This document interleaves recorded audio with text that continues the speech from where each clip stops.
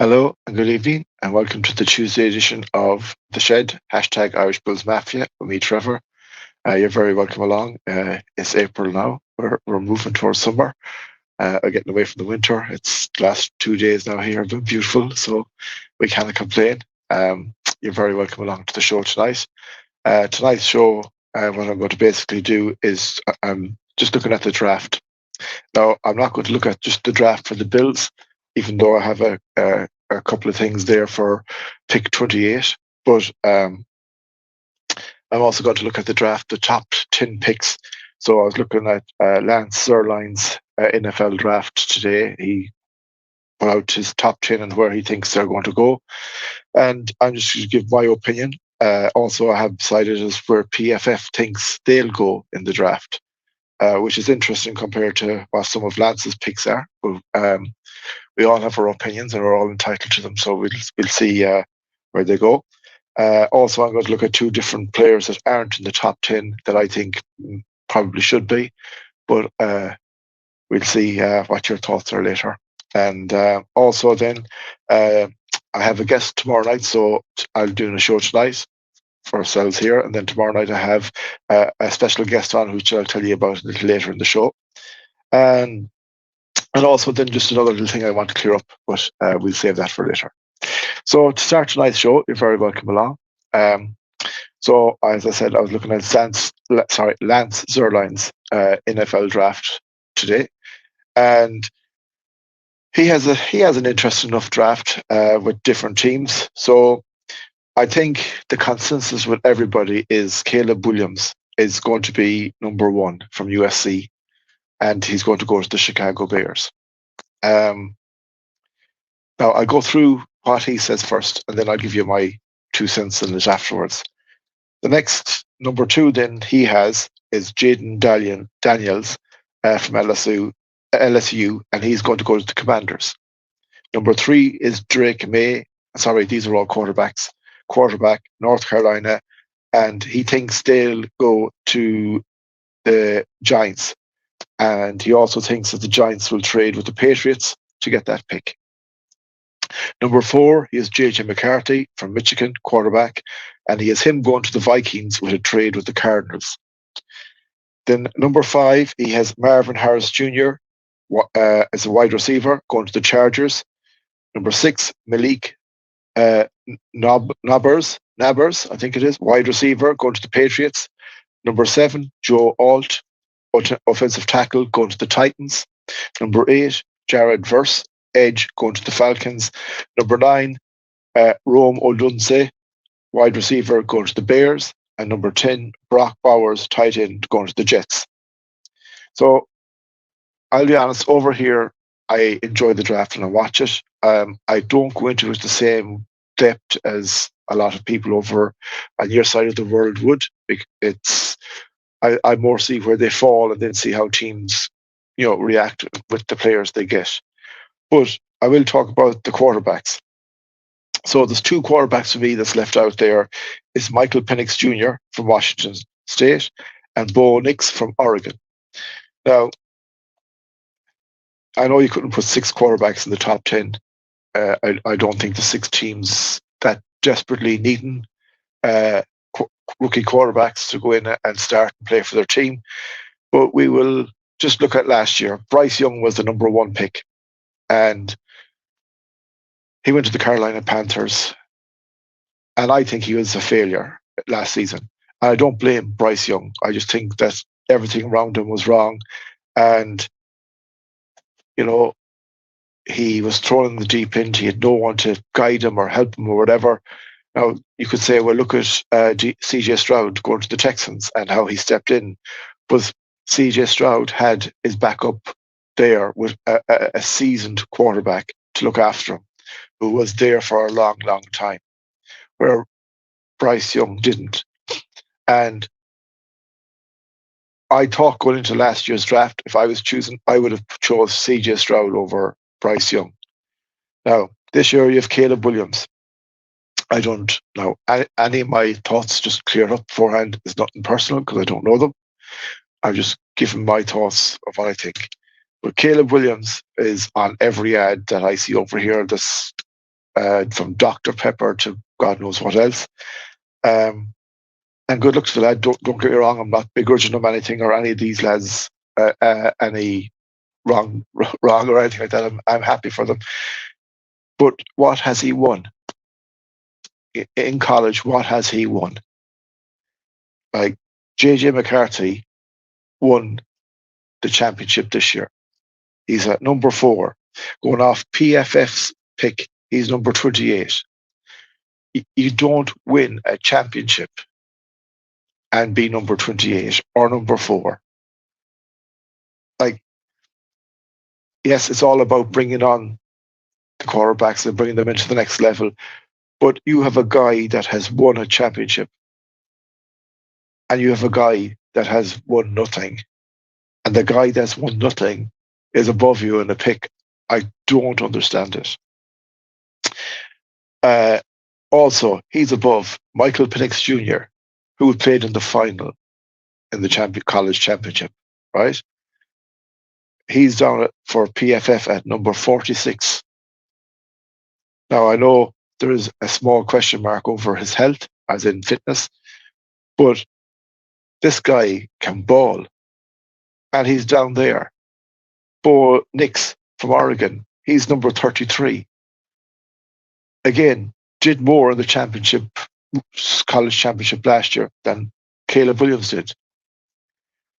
Now, over here, you would judge things on where you finish is where you go. And if JJ McCarthy won the title, he'd be number 1. But I don't understand the college picking over there, how Caleb Williams is going to be the number 1 pick, and the guy that won the championship and the guy that played in the final is way down. I don't know. Then Jake Dallions from LSU on Lance Zierlein's draft, he is number 2. And on PFF, he's number 22. Now that's a big difference too. Like, no more than JJ McCarthy. I know these are only opinions and guesswork and the whole lot, but again, LSU didn't do a lot last year either. Drake May, North Carolina, again, Oregon, Washington State, Michigan, all ahead of them. So, and Texas, you could even put that in there ahead of them. So then you have JJ McCarthy, number 4. As I said, PFF has him at 28. Now, Drake May is 3 on both of them. So I would be guessing he's going to the top 3. But if you were a Chicago Bears fan, or I'm just going to call off the top teams here, Washington Commanders, Giants, or Vikings, they're the 4 top teams here that's looking for a quarterback, according to these predictions. Would you not want a JJ McCarthy or a Michael Penix Jr. or a Bo Nix before a Caleb Williams or a Jaden Daniels or Drake May? I would. You have a guy that might be flash, but you don't know what he's going to be like. You have a guy that's won a championship and a really pressurized setting where the crowds are way bigger than most NFL games, and it's all people focused from that city and area that you're playing for, whereas NFL fans can come from anywhere. And I've been at a college game in the Aviva, and it is a different atmosphere to the NFL because there's more people from that area going to these games. So they do know what pressure is. And if I was picking, I'm over here in Ireland, but if I was picking, I'd be picking the guy that has won something than the guy that has flash looking and might have a good arm and might throw an odd super pass here or there or whatever. But the guy that wins something knows how to win. And that's the same in any sport. But that's my 2 cents on that. I do wish them all well, and whoever's number 1, good luck to them. And whoever's number 262, is it? Brock Purdy number. I wish him all the best as well, and all in between. Then just looking at our own pick, the Bills pick, we have number 28 at the minute. Now there is rumours that we might swap with the Rams and move up to number 19. Um, that's again just what I'm reading and seeing, but it's just hearsay, so nothing might happen.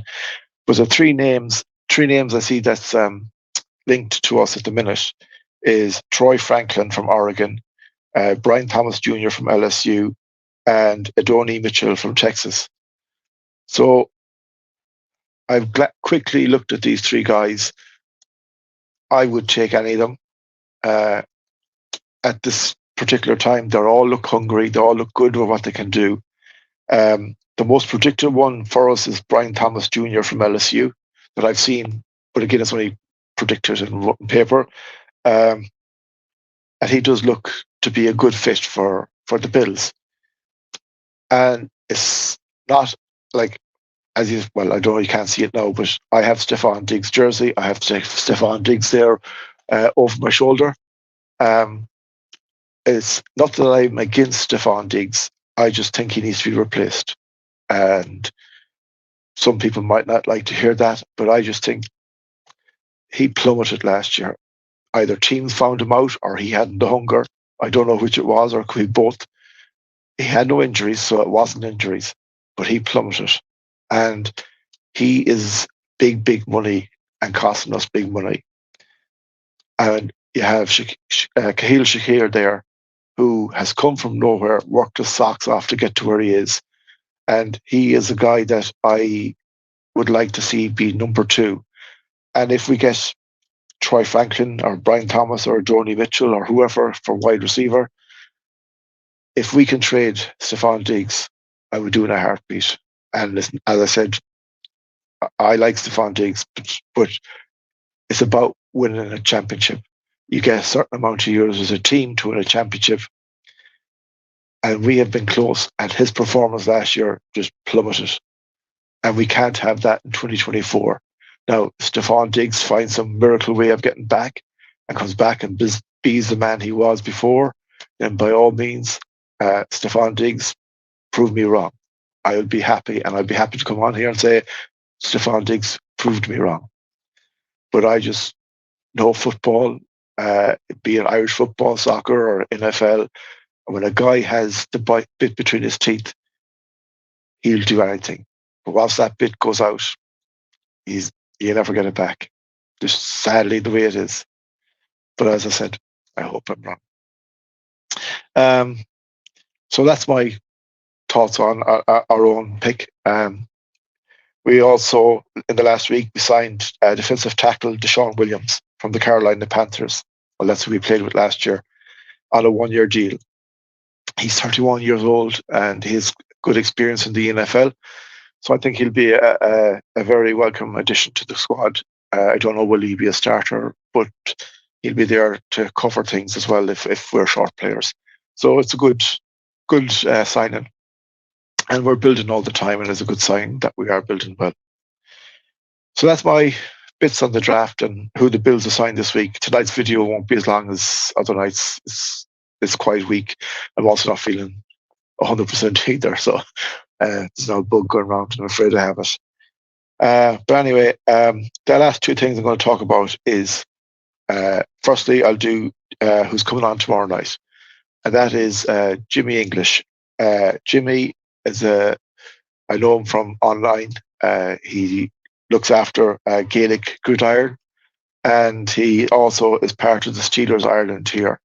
So I'm very happy to announce that Jimmy is coming on the show tomorrow night. I'm looking forward to it. He knows his NFL. He was over at the Super Bowl. He goes around to the games in Ireland, the American football in Ireland, and he covers them. And he's a sound chap, and he puts out podcasts as well himself. And I'm just looking forward to having him on. And we'll have a chat about all NFL and the Steelers and how he sees things going in 2024 for them, and any other NFL topics we can come up with. So I'm looking forward to that. So thanks, Jimmy, for coming on, and I'm looking forward to it tomorrow night.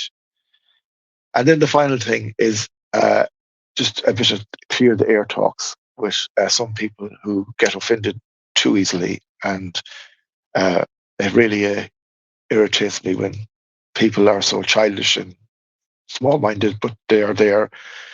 So last week I put up on Twitter or X my jersey collection. I'm very proud of it. It took an awful lot of work. I have all 32 teams, and I'm not anyway ashamed or embarrassed about it. I am a Buffalo Bills fan, firstly. I created the Irish Bills Mafia to grow the Buffalo Bills in Ireland, secondly. And you can have it as joint firstly if you want. But I'm also an NFL fan and a huge NFL fan. And I have no problem having the jerseys of other teams. And I like the jerseys from the other teams. I don't have to like the teams, but I wasn't going to collect 29 jerseys and leave off the Jets, the Patriots, and the Dolphins. It would be kind of silly if you're collecting the jerseys and the teams. So for those people out there who have an issue, I'm not apologizing. I'm a Buffalo Bills fan, number one. I'm an NFL fan, number two, and I'm not sorry for that. And anyone that has an issue with it, it's awful easy just to unfollow or go away because I don't care. I got an awful lot of grief from some very small-minded people last week. It started as banter and then continued on to be annoying. And I like banter. I'm as good as anyone for banter. But there was overstepping the mark and it was overstepped. So I'm not having it anymore. And I'm just putting my piece out here. Follow me, enjoy it. The show is for everyone. I want people to interact and talk to me. I don't care if you're a Bills fan or who you support. Everyone's welcome and anyone is welcome on the show at any time. But don't criticize me because I like the team I like is also the sport I like. And I'm not going to be sorry for that. So that's my 2 cents. Uh, to everyone else, thank you very much for your support. I appreciate it. All the help and guidance I get, and all the people that comes on my show, I appreciate them 110%. I enjoy it and look forward to it. And I have a good list of people I'm going to be asking over the next few weeks to come on. And it starts with Jimmy tomorrow night with the help of God, and it'll continue on after that. And as you've seen a couple of weeks ago, I was lucky enough to have John Fina on the show. And it was an honor to talk to a man that played in 2 Super Bowls and played 10 seasons for the team you follow. Sport and him over in Arizona, I really, really appreciate John given the time that he did. Thank you very much, John. So that's my show for tonight. It was short and sweet. As it says, there won't be awful long ones until stuff starts heating up or get closer to the draft and then the preseason and stuff like that. But I'll keep them ticking over just to keep you updated with whatever's happening in the NFL. As I said, they're only my thoughts, reading off some of the stuff I read tonight. But, guessing and predictions and stuff like that is fun when you're, enjoying it. So anyway, folks, I'm going to say goodnight. Thanks very much. We'll see you tomorrow night for the show with Jimmy. I'll have that up about this time. Well, it'll be later than this tomorrow night, but we'll get it up anyway once it's done. As I said, Jimmy, thank you very much. Can't wait. Looking forward to it. And to all my Bills fans and fans from all across the NFL, thank you very much for your support. And as always, go Bills.